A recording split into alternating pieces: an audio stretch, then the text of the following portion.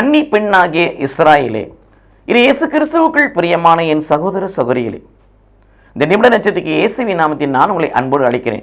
கன்னி பெண்ணாகிய இஸ்ராயேலே. இஸ்ராயலை பார்த்து, தம்மால் தேர்ந்து கொண்ட மக்களை பார்த்து கடவுள் எப்படி அழைக்கிறார்?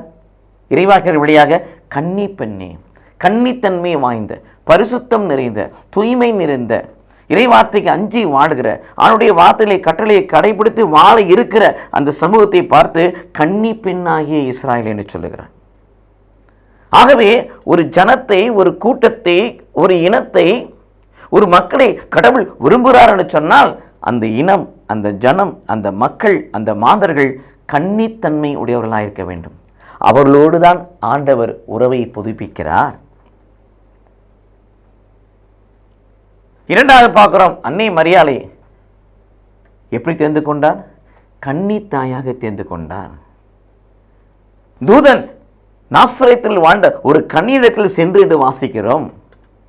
கன்னி கருத்தாங்கி ஒரு மகனை பெற்றெடுப்பான்ற வார்த்தத்தை மரியாள் வழியாக கடவுள் நிறைவேற்றுகிறார். கன்னி மரியாளை ஆண்டவர் மனுக்குலத்தின் மீட்பரின் தாயாக தேர்ந்து கொண்டார். இது இயேசு கிறிஸ்துவுக்குள் பிரியமானவர்களே,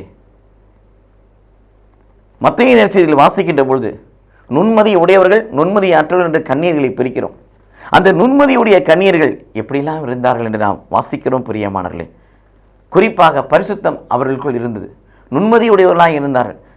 கடவுள் எதை எதிர்பார்க்கிறோ அதை செய்யக்கூடியவர்களாக இருந்தார்கள். கடவுளின் விருப்பத்தை நிறைவேற்றக்கூடியவர்களாக இருந்தார்கள். அதான் 2 கொரிந்தியர் 11:2 வாசிக்கின்ற பொழுது, நீங்கள் எல்லோரும் மணமகனாகிய ஆண்டவராகிய இயேசு கிறிஸ்துவுக்கு மணமுடிக்கப்பட்ட நிச்சயிக்கப்பட்ட மணமகள் என்று சொல்லுகிறார். நம்மை பார்த்து பவுலடியார், நான் ஒரு கன்னிப்பெண்ணாக இருக்கேன். எதற்கு? ஆண்டவராக இயேசு கிறிஸ்துவை மணமுடிக்கிறது, மணமகனாகிய ஆண்டவராக இயேசு கிறிஸ்துவை மணமுடிப்பதற்கேற்ற கன்னிப்பெண் நாமல் அந்த திரு அவை முழுவதும் கன்னிப்பெண்ணாக இருக்கிறது. ஆகவே தான் பவுலடியார் சொல்லுகிறார், அவர் வருகின்ற பொழுது அவருக்கு முன்பதாக பரிசுத்தமுள்ள கன்னியன, கற்புள்ள கன்னியன அவருக்கு முன் உங்களை நிறுத்துவதில் நான் வைராக்கியமாக இருக்கிறேன் என்று பவுலடியார் சொல்லுகிறார். இது இயேசு கிறிஸ்துவுக்குள் பிரியமானவர்களே, ஒட்டு மொத்தமாக பார்க்கின்ற பொழுது பரிசுத்தம்,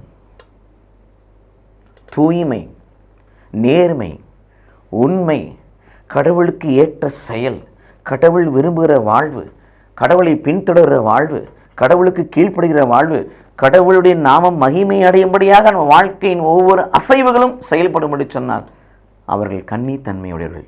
அப்படிப்பட்ட கன்னித்தன்மை, அப்படிப்பட்ட ஒரு பரிசுத்தம், அப்படி ஒரு கீழ்ப்படிதல், அப்படி ஒரு ஒப்புரவாகிற வாழ்வு உங்களுக்குள்ளும் எனக்குள்ளும் இருக்கணும் என்று சொன்னால் உங்களை என்னை பார்த்து கன்னி பெண்ணாகிய திரு அவையே, திருச்சபையே என்று கடவுள் நம்மை அழைப்பார்.